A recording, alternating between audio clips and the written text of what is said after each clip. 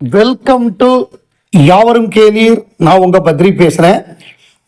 நேத்திக்கு ஒரு நல்ல மகிழ்ச்சியான செய்தி இந்தியாவுக்கு. டி குகேஷ் அவர் மிகப்பெரிய சாதனை பண்ணியிருக்காரு.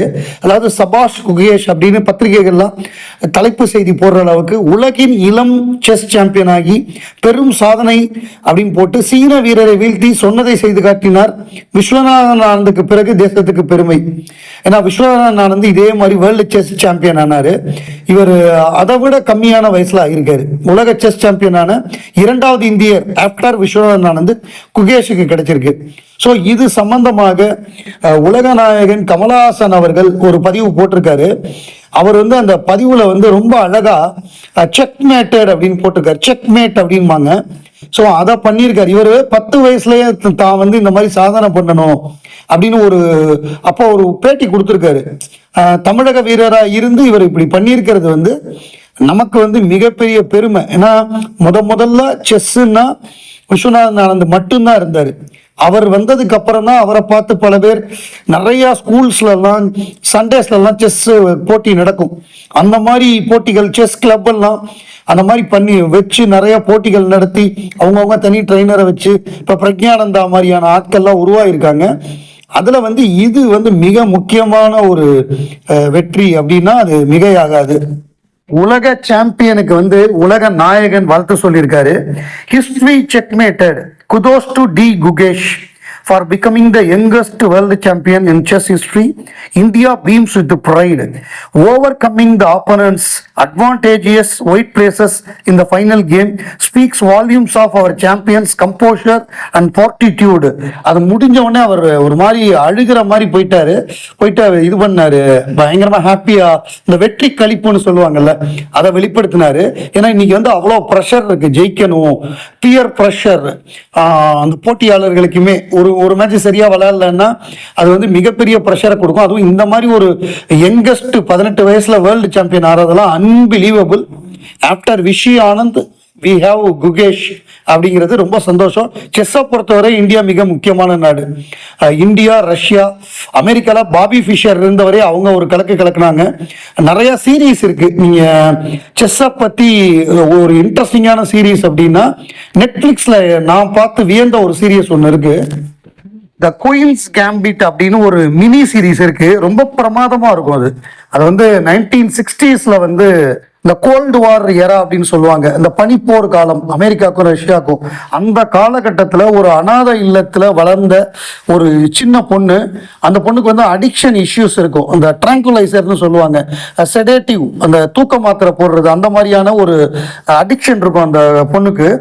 அந்த பொண்ணு எப்படி மிகப்பெரிய ஒரு செஸ் சாம்பியனா வருது அப்படிங்கிற ஒரு இதை ரொம்ப இன்ட்ரெஸ்டிங்கா பயங்கர விறுவிறுப்பா சொல்லப்பட்ட அந்த கதை தான். நிறைய ட்விஸ்ட் அண்ட் டர்ன்ஸ் இருக்கும். நீங்க பாத்தீங்கன்னா ஒவ்வொரு எபிசோடுமே இன்ட்ரெஸ்டடா இருக்கும். மொத்தம் 8 எபிசோடுன்னு நினைக்கிறேன். பயங்கர இன்ட்ரெஸ்டா இருந்தது. ஸோ அதை அவசியம் பார்க்காதவர்கள் அதை பாருங்க. அந்த பெத் ஹார்மோன் அப்படிங்கிற ஒரு கேரக்டர், அதுதான் அந்த குயின்ஸ் கேம்பிட்டுக்கே மிக முக்கியமான கேரக்டர். இன்னைக்கு ஆக்டர் வெங்கடேஷ் அவர்களுடைய பிறந்த நாள். ஆக்டர் வெங்கடேஷை பொறுத்தவரையே மிகப்பெரிய உலகநாயகன் கமலஹாசன் ஃபேன்.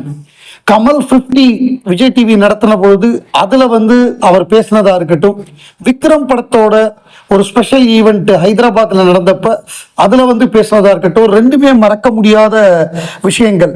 அதாவது நம்ம கமல் 50க்கு வந்த பொழுது கமல் சாரை பத்தி பேசுறதுக்கே நர்வஸா இருக்கு அப்படின்னு சொல்லிட்டு, நான் எந்த பிலிம் இன்ஸ்டியூட்டுக்கும் போல அமெரிக்கால படிச்சு முடிச்சுட்டு வந்தேன். அப்ப நடிக்கும் பொழுது ஏதாவது சந்தேகம் இருந்தால், எமோஷனலான காட்சிகள்லையோ எக்ஸ்பிரஷன்லையோ சந்தேகம் இருந்தால், நான் பார்க்கறது ஒண்ணுதான், கமல் சாருடைய படங்கள். அதுதான் எனக்கு கைடு. அதே நேரத்துல எத்தனையோ லெஜெண்ட்ஸ், எத்தனையோ சாதனையாளர்கள் இருக்காங்க. But only one genius, that is Kamal Haasan. அப்புறம் நான் எவ்வளவு தடவை குணா படத்தை பார்த்துருப்பேன், எத்தனை தடவை தேவர் மகனை பார்த்துருப்பேன். ஒவ்வொரு படத்தையும் ஃபர்ஸ்ட் டே ஃபர்ஸ்ட் ஷோ போவேன், 10 தடவை பார்ப்பேன். அவ்வளவு தீவிரமான ரசிகர் அப்படிங்கிற ஒரு விஷயத்தையும், அதே மாதிரி சவுத் இந்தியாவோட ஹிஸ்டரியை எழுதணும் அப்படின்னா ரெண்டா பிரிக்கலாம். ஒன்னு கமலஹாசனுக்கு முன்னாடி, அதுக்கப்புறம் கமலஹாசனுக்கு பின்னால். என்ன காரணம்னா, கமலஹாசன் அதுக்கு முன்னாடி இருந்த ஸ்டீரியோ டைப் எல்லாம் அடிச்சு நொறுக்குனாரு. ஒரு படம்னா இந்த ஃபார்முலாவை தான் எடுக்கணும், இப்படிதான் இருக்கணும், இத்தனை பாட்டு இருக்கணும் அப்படிங்கிற மாதிரியான விஷயங்கள் எல்லாம் அடிச்சு நொறுக்குனாரு. பாட்டே இல்லாத படங்களை கூட அவர் எடுத்தாரு. அதே நேரத்துல அவர் கமர்ஷியல் டைரக்டரா இருக்கட்டும், ஆர்ட் பிலிம் டைரக்டரா இருக்கட்டும், புதுசா வர்ற டைரக்டர்ஸா இருக்கட்டும், everybody wants to work with Kamal sir. அதுதான் கமல் சாரோட சிறப்பு. நான் வந்து ஒரு படம் அவரோட வேலை பார்த்திருக்கேன், அதுவும் ஒரே ஒரு காட்சியில வருவேன். அதாவது உன்னை போல் ஒருவன் தெலுங்கு ஈநாடு அப்படின்னு எடுத்தாங்க. அதுல இங்க மலையாளத்துல மோகன்லால், தமிழ்லையும் மலையாளத்திலையும் மோகன்லால் பண்ணியிருப்பாரு. அந்த கேரக்டரை வந்து நம்ம வெங்கடேஷ் பண்ணியிருந்தாரு. அப்புறம் கமல் சார் பேசும்பொழுது சொன்னது என்னன்னா, வெங்கடேஷ் சொன்னாரு, இப்ப வந்து ஒரு காட்சி தான் நடிச்சிருக்கேன் அப்படின்னு, நாங்க இன்னொரு படம் பண்ண வேண்டியது, மர்மயோகி அப்படின்னு ஒரு படம் பண்ண வேண்டியது, அதுக்கான எல்லா விஷயங்களும் காஸ்டியூம் டெஸ்ட் எல்லாம் எடுத்தாச்சு. அந்த படம் வந்திருந்தால் மிகச்சிறந்த படமாக எனக்கும் வெங்கடேஷ் ரெண்டு பேருக்குமே அமைஞ்சிருக்கும். அவருக்கு அருமையான கேரக்டர் அதுல. பட் அது சில காரணங்கள்னால அந்த பிரமீட் சாய் மீரா அப்படிங்கிற கம்பெனி வந்து அதுக்கு முன்னாடி பெரிய ஒரு அவங்களுக்கு வந்து பெரிய நட்டம் ஏற்பட்டது. உதாரணத்துக்கு சொல்லணும்னா, குசேலன் படம் பெரிய தோல்வி. அது மட்டும் இல்லாம அவங்க நிறைய ஏகப்பட்ட தியேட்டர் ரிலீஸுக்கு எடுத்திருந்தாங்க. எல்லாமே மொத்தமா அவங்கள கவுத்துருச்சு. அவங்க படங்கள் எதுவும் சரியா போல. அதனால அவங்க கம்பெனியை மூட வேண்டிய நிலைமை வந்துருச்சு. அவ்வளோ பெரிய லாஸ் பிரமீட் சாய்மீராக்கு.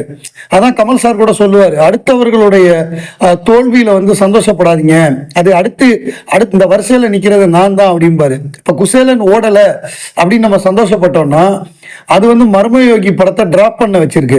ஸோ அதனால அடுத்தவர்களுடைய வெற்றியில் சந்தோஷப்படாதீர்கள். அவர் சொன்னது எவ்வளவு உண்மை அப்படிங்கிறத நம்மளால புரிஞ்சுக்க முடியுது. பட் இது வந்து என்னன்னா, காம்படிட்டிவ் வேர்ல்டுங்கிறத விட நெகட்டிவிட்டி அதிகமா இருக்கக்கூடிய சோசியல் மீடியா. அதனாலதான் இந்த மாதிரி நெகட்டிவிட்டி அதிகமா இருக்கு. நம்ம அதை தாண்டி we try to be positive, நல்ல விஷயங்களை பேசுவோம் அப்படிங்கிறது தான் எண்ணமா இருக்கு.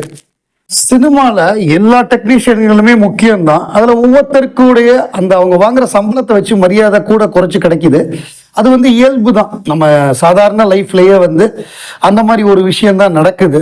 யார் அதிகம் சம்பாதிக்கிறாங்களோ அவங்களுக்கு கூட மரியாதை இருக்கும். ப்ராக்டிக்கலா அப்படிதான் இருக்கும். பட் வந்து நம்ம பங்களிப்புங்கிறது வந்து ஈக்குவலா இருக்கும் சினிமாவை பொறுத்தவரைய. இப்போ உதாரணமா கதாநாயகர்களுக்கு கிடைக்கக்கூடிய மரியாதை சாதாரண ஆட்களுக்கு கிடைக்காது. எவ்ரிபடி அவங்க இல்லைன்னா அந்த காட்சி எடுக்க முடியாது. ஒரு லைட்மேன் இல்லைன்னா ஒரு காட்சி எடுக்க முடியாது. ஒரு ஃபோக்கஸ் புல்லர் இல்லைன்னா ஒரு காட்சி எடுக்க முடியாது. எல்லாரும் சேர்ந்தாதான் cinema. Cinema is the most democratic art அப்படின்னு சொல்லுவாங்க. கமல் சார் சொல்லுவாரு. ஒரு லைட்மேன்ட்ட பேட்டி எடுத்திருந்தாங்க. அவர் என்ன சொன்னார்னா, நம்ம வந்து சினிமா ஷூட்டிங்ல இருப்போம், நடிகர்கள் வந்தா எந்திரிச்சு நிற்போம், கண்டுக்க மாட்டாங்க. சில பேர் நம்ம வணக்கம் வைப்போம், அவங்க கண்டுக்க மாட்டாங்க, அவங்க பாட்டுக்கு போவாங்க. பெரிய நடிகர்கள் அப்படின்லாம். எனக்கு பிடிச்சது வந்து கமல் சார் தான் ரொம்ப பிடிக்கும், உலக நாயகனை தான் பிடிக்கும்.